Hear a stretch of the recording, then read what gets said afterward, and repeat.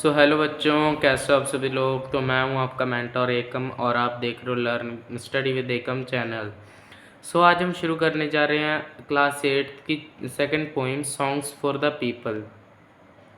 सो आ जाइए हम शुरू करते हैं। Let me make the songs for the people, songs for the old and young.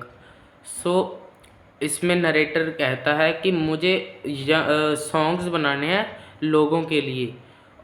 तो वो सॉन्ग्स मुझे ओल्ड के लिए भी बनाने हैं और यंग के लिए, मतलब बूढ़ों के लिए बनाने हैं और बच्चों के लिए भी बनाने हैं।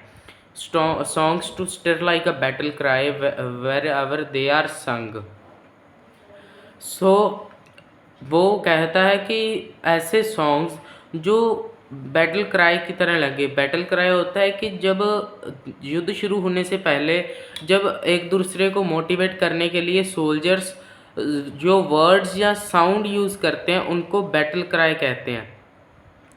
तो वो ऐसे बजने चाहिए जैसे कि बैटल क्राई हो, जहाँ भी वो गाए जाएं। Let me sing for little children before their footsteps stray. So वो आगे कहता है कि मैं छोटे बच्चों के लिए भी गाना चाहता हूँ, तब जब तक उनके पैर फिसल ना जाएं या फिर गलत राह पर ना जाएं। Sweet anthems of love and duty to float over life's highway. So वो आगे कहता है कि मुझे मीठे गुणगान करने हैं प्यार के और ड्यूटी के। तो जो हमारी जो ज़िंदगी का हाईवे है उस पर दौड़ें या फिर फ्लोट करें।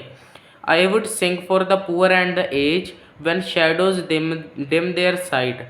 सो मैं पुअर के लिए भी गाऊंगा और बूढ़ों के लिए भी गाऊंगा, जो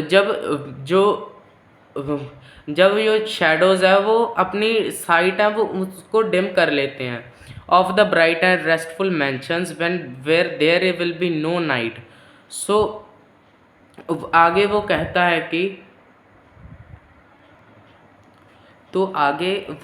है कि मैं उन उज्जवल और शांतिपूर्ण महलों में गाना चाहता हूँ जहाँ कभी रात ही नहीं होती। तो our world so worn and weary needs music pure and strong. So आगे वो कहता है कि जो ये युद्धग्रस्त और थकी हारी दुनिया है, इसको शक्तिशाली संगीत की आवश्यकता है। इसको जो प्योर होना चाहिए म्यूज़िक, उसकी नीड है, जिससे वो इनकरेज हो, ताकि वह जीवन के to hush the jangle and discords of sorrow pain and wrong. So आगे वो कहता है कि जो यह जीवन है इसके बीहड़ जंगल और दुख पीड़ा तथा अन्याय के कोलाहल को शांत कर सके, तो इस नॉइसी डिस्प्यूट्स और आर्ग्यूमेंट्स को शांत किया जा सके। तो आगे हम इसके नरेटर के बारे में पढ़ लेते हैं। Frances Ellen Watkin Harper. So ये नरेटर का नाम है। इनका जन्म 1825 में हुआ था और ये 1911 में इनकी डेथ हो गई थी। तो ये वुमेन के राइट और पब्लिश्ड नॉवल के बारे में प्रसिद्ध हैं, क्योंकि ये शॉर्ट स्टोरीज़ और पोइट्री भी उसी पर लिखते थे कि जो रेसिज्म हो रहा है और सोशल रिफॉर्म्स के बारे में। तो 1858 में हमारे 100 years before the Rosa Parks incident, Francis Watkins also had refused to give her seat in a white section of a trolley in Philadelphia. सो आज के लिए बस इतना ही। मैं मिलता हूँ आपसे कल किसी नेक्स्ट वीडियो में किसी नए टॉपिक के साथ में। तब तक के लिए आप मुझे सब्सक्राइब कर लीजिए।